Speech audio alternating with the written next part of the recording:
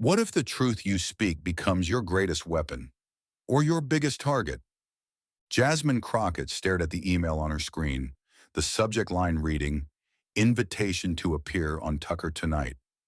The request was simple, yet the weight of it hung heavily in the air.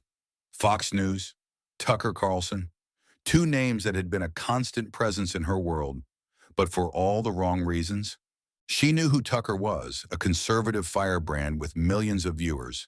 He was infamous for his heated, often controversial debates, and many had warned her not to go. Tucker doesn't invite you to just talk, Jasmine.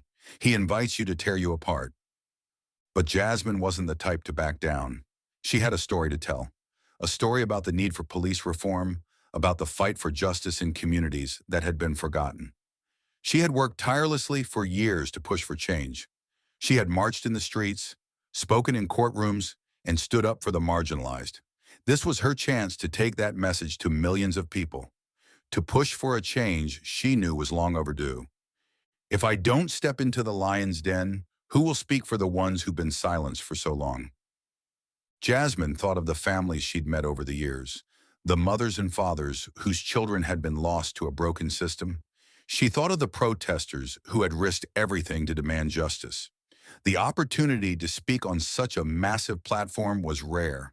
She couldn't let it slip away. But what Jasmine didn't realize was that this invitation was more than just a chance to talk. It was a trap, a carefully constructed stage meant to push her into a corner. She wasn't just being invited to speak. She was being invited to fight back against the very system that had manipulated the truth for years.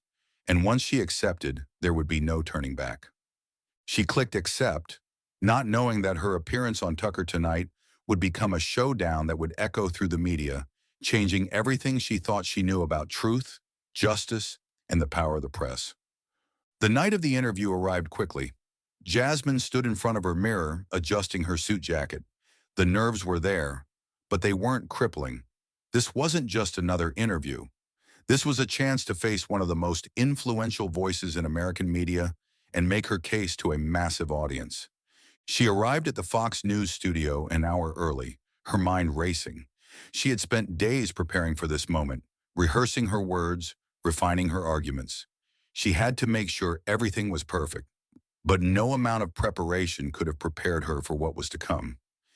As she walked into the studio, she was greeted by the show's producers, who led her to a seat on the set.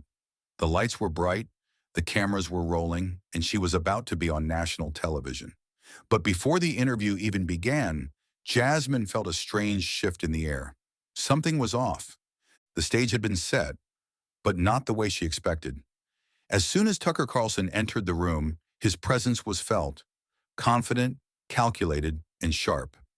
He gave her a quick nod, but Jasmine could see the glint in his eyes. This wasn't going to be a civil conversation. This was a battle. "Welcome to Tucker Tonight, Jasmine," Tucker said with his usual smile, though it didn't quite reach his eyes. "We're going to dive into a pretty important issue tonight, police reform. But first, let's get right to the heart of it. You've been an advocate for this for years, right?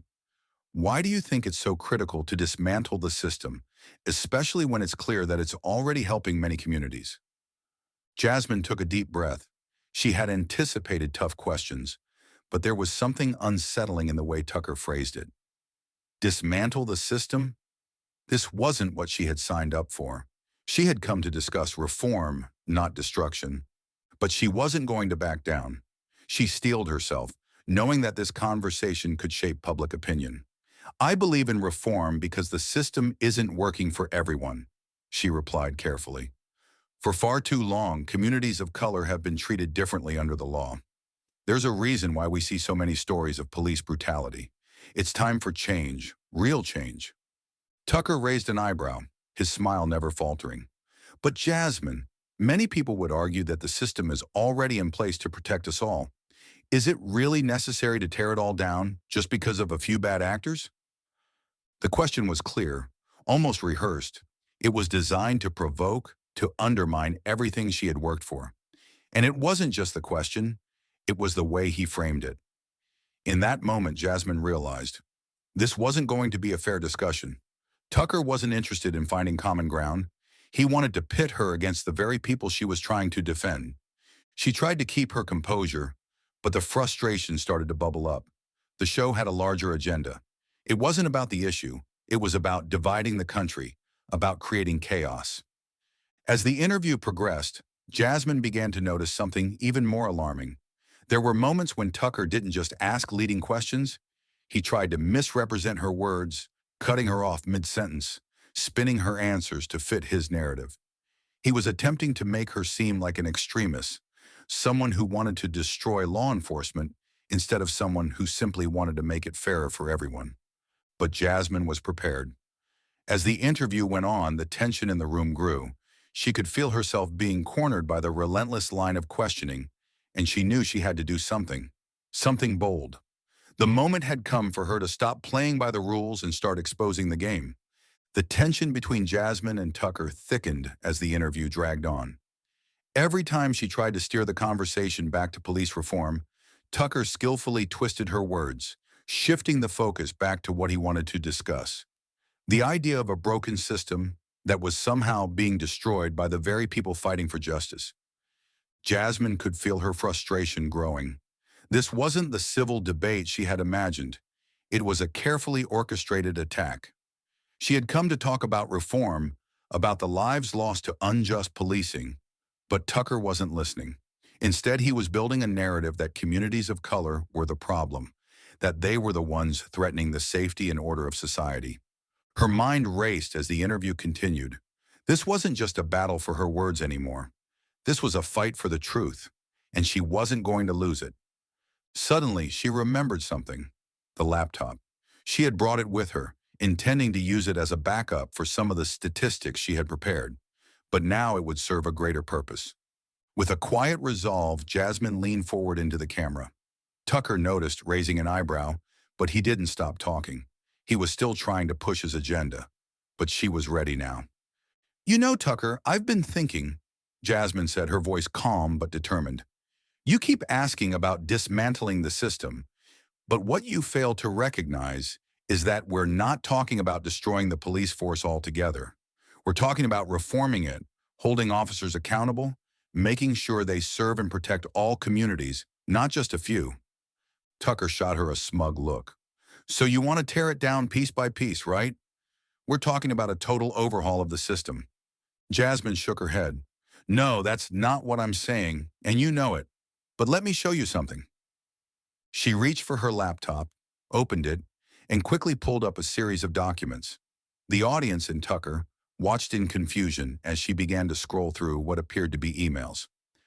"I have here," she said, "a series of communications from your network, specifically from someone who works behind the scenes at Fox News. These emails show how the coverage on this issue has been manipulated to fit a very particular narrative, a narrative that turns the truth into something it's not." Tucker's face shifted slightly. He tried to dismiss her, but Jasmine wasn't going to let him. With a calm but unwavering voice, she continued, "And if that's not enough, I also have proof of how Fox News is getting substantial funding from far-right organizations with extreme views. These groups want to see the chaos in our communities because it fuels their agenda. This is why they want to paint people like me, people who want real reform, as the enemy." The room fell silent for a brief moment. Even Tucker seemed caught off guard. Jasmine knew this was it, the turning point. She wasn't just defending her position anymore. She was exposing the machinery behind the lies. The camera zoomed in as she showed the audience the evidence: emails, funding details, and the clear manipulation of the narrative. The silence was deafening. Tucker, now visibly rattled, struggled to regain control. That's not what this is about, Jasmine," he stammered, but his voice lacked the confidence it had earlier. "Oh, it's exactly what this is about," Jasmine responded, her voice steady. "It's about controlling the message. It's about shaping how people see this issue. And for far too long, your network has been complicit in spreading this distorted narrative." The tension in the room was palpable. The audience, which had been mostly silent until then, seemed to stir. Jasmine had done it. She had not only held her ground, but flipped the script on Tucker Carlson and his carefully crafted narrative. The studio was silent, save for the hum of the cameras. Tucker Carlson, usually the one in control, was visibly rattled. He had tried to twist Jasmine's words to lead her into a corner, but now it was clear she had flipped the script. The audience at home and those in the studio were witnessing a rare moment. A guest not only holding her own, but taking back control of the narrative. Tucker stammered, clearly trying to regain his composure. Jasmine, you're accusing us of manipulating the truth? I think you're missing the point of this conversation. But Jasmine wasn't about to let him deflect. She leaned in slightly, her gaze unwavering as she locked eyes with the camera. No, Tucker, what I'm showing you is the truth.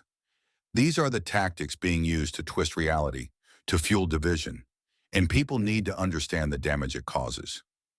The moment was tense, and as the seconds ticked by, it became clear that Tucker wasn't prepared for this. Jasmine had not only exposed the misleading narrative of his show, but also hinted at something deeper, the influence of powerful far-right organizations backing the network. She had put the media machine on blast and there was no turning back. Jasmine continued, unshaken. People who are trying to make real change, who are fighting for justice, are being vilified. They're being misrepresented and misled. And for what? So the status quo can stay intact? So people in power can continue to profit off the pain of others? Tucker, though still composed, was clearly frustrated. He changed tactics, trying to pivot away from the explosive evidence Jasmine had just revealed. I think we're straying from the point here, Jasmine, he said, forcing a smile. Let's talk about what happens when we defund the police or dismantle the system. What does that really mean? Jasmine was ready for this question. It means accountability, Tucker. It means ensuring that those entrusted with power are held responsible for their actions. It means justice, not just for the privileged few, but for everyone. Her words hung in the air like a challenge. Tucker, unable to maintain his earlier smugness, gave a half-hearted response before cutting to commercial. As the cameras stopped rolling, the crew scrambled to pack up, but Jasmine remained calm. She had done what she came to do. The aftermath was nothing short of explosive.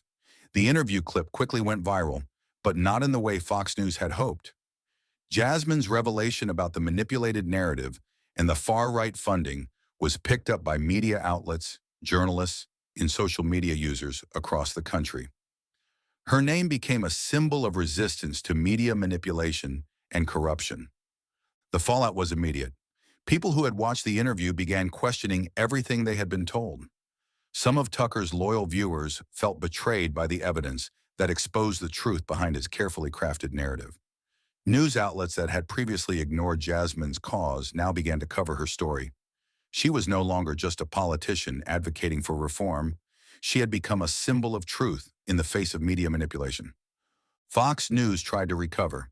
Tucker Carlson issued a weak statement denying the accusations, but the damage had already been done. More people were questioning the integrity of the network.